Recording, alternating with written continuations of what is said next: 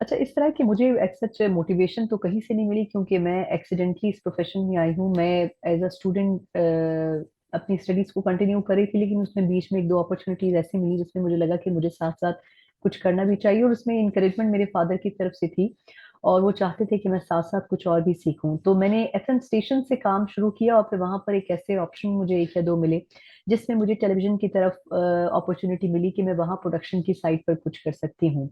लेकिन इत्तेफाक ऐसा हुआ कि जब मैं वहां पर इंटरव्यूज के लिए गई, तो उन्होंने कहा कि नहीं, आप प्रोडक्शन के बजाय आप एंकरिंग की तरफ आए। तो कुछ अरसे मैंने वहां काम किया, फिर मैंने बीच में एक साल का वक्फा लिया। फिर इत्तेफाक से जियो के हवाले से एक वैकेंसी निकली, उनको भी प्रोडक्शन में कुछ लोग चाहिए थे।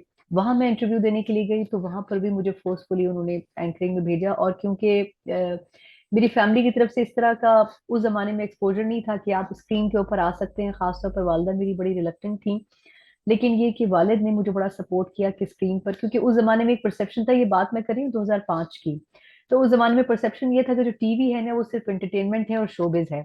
और उस जमाने में मुझे याद है कि जियो में खवातीन की तादाद बड़ी महदूद होती थी, यानी कि अगर मैं कहूँ कि 100 में से 10 खवातीन हैं, तो ये किसी हद तक दुरुस्त फिगर है।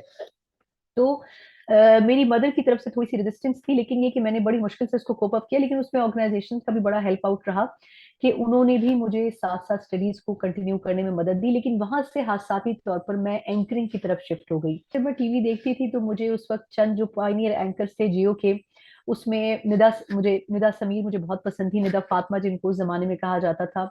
जावेद इकबाल साहब हमारे एक्स फॉर्मर कोलीग हैं, आजकल पीटीवी में होते हैं। वो बहुत जबरदस्त न्यूज पढ़ते थे।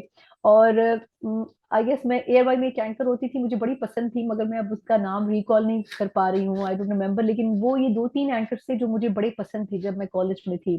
तो उस वक्त मुझे लगता था कि न्यूज भी करनी चाहिए। अदरवाइज ये कि ऐसा इंस्पिरेशन नहीं थी। लेकिन आजकल का जो दौर है, जो आपके सवाल का दूसरा हिस्सा था कि आजकल के दौर में, आई थिंक आजकल के दौर में न्यूज बड़ी आसान हो गई है। एक तो हमें थोड़ा सा ये समझने की जरूरत है कि मीडिया बड़ा इवॉल्व हो गया है।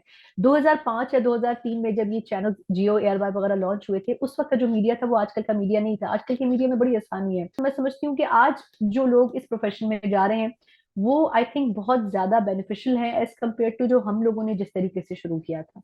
मीडिया स्प्रिंग पीके के तमाम व्यूअर्स का बहुत शुक्रिया। अगर उनको ये वीडियो पसंद आई है तो आप इसको लाइक कर सकते हैं, सब्सक्राइब कर सकते हैं, और मीडिया स्प्रिंग पीके को वॉच करते रहिए। Thank you so much.